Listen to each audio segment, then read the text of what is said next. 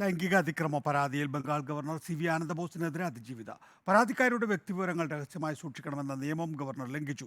തന്റെ അനുവാദമില്ലാതെയാണ് രാജ്ഭവനിലെ CCTV ദൃശ്യങ്ങൾ പൊതുജനങ്ങളെ കാണിച്ചത്. നിരപരാധിയാണെങ്കിൽ ഗവർണർ എന്തിനാണ് അന്വേഷണത്തെ എതിർക്കുന്നതെന്നും അതിജീവിത ചോദിച്ചു. നോബൽ തുടരുന്നുണ്ട്. നോബൽ, ഗവർണർ ആനന്ദബോസ് ഇതിനകം തന്നെ CCTV ദൃശ്യങ്ങൾ കാണിച്ചു. അതിനെ അതിജീവിത എതിർക്കുകയാണ്. എന്ത് കാരണമാണ് അവർ പറയുന്നത്?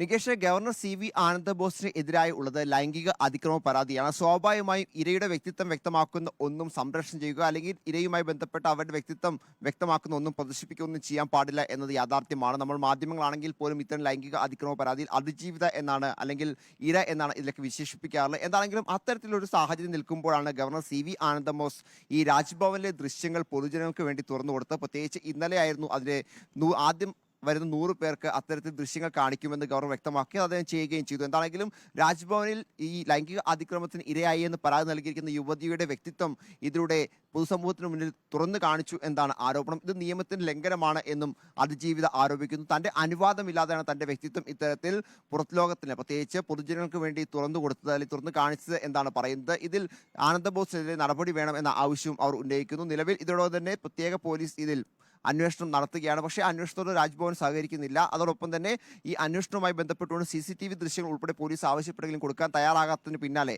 അത്തരത്തിൽ പോലീസിന് രാജ്ഭവൻ ഒന്നും നൽകുന്നില്ല, അന്വേഷണവുമായി സഹകരിക്കുന്നില്ല എന്ന് പറഞ്ഞതിന് പിന്നാലെയായിരുന്നു പോലീസിനെ പ്രതിരോധത്തിൽ ആക്കാൻ വേണ്ടി ഗവർണർ CVi ആനന്ദബോസ് രാജ്ഭവനിലെ ആ ദൃശ്യങ്ങൾ, പ്രത്യേകിച്ച് ഈ ജീവനക്കാരി അടക്കം ഉള്ള ദൃശ്യങ്ങൾ പൊതുജനങ്ങൾക്ക് വേണ്ടി കാണിച്ചു കൊടുത്തത്. എന്താണെങ്കിലും നിലവിലത്തെ സാഹചര്യത്തിൽ ഇത് നിയമത്തിന് ലംഘനമാണ് എന്നാണ് പരാതിക്കാരി ഉന്നയിക്കുന്നത്. ഒരു ഇരയായ തന്റെ ലൈംഗികാതിക്രമ കേസിൽ ഇരയായ തന്റെ വ്യക്തിത്വത്തെ ഗവർണർ പൊതുസമൂഹത്തിന് മുന്നിൽ തുറന്നു കൊടുത്തു, തന്റെ വ്യക്തിത്വത്തെ പൊതുസമൂഹത്തിന് മുന്നിൽ കാണിച്ചു കൊടുത്തു എന്നടക്കമുള്ള വിമർശനങ്ങൾ ഉയരുന്നു. അതോടൊപ്പം തന്നെ ഈ അന്വേഷണവുമായി ഗവർണർ സഹകരിക്കുന്നില്ല. നിരപരാധിയാണെങ്കിൽ എന്തുകൊണ്ട് ഈ അന്വേഷണത്തെ എതിർക്കുന്നു എന്ന ചോദ്യവും അതിജീവിയുടെ ഭാഗത്ത് വരികയാണ്.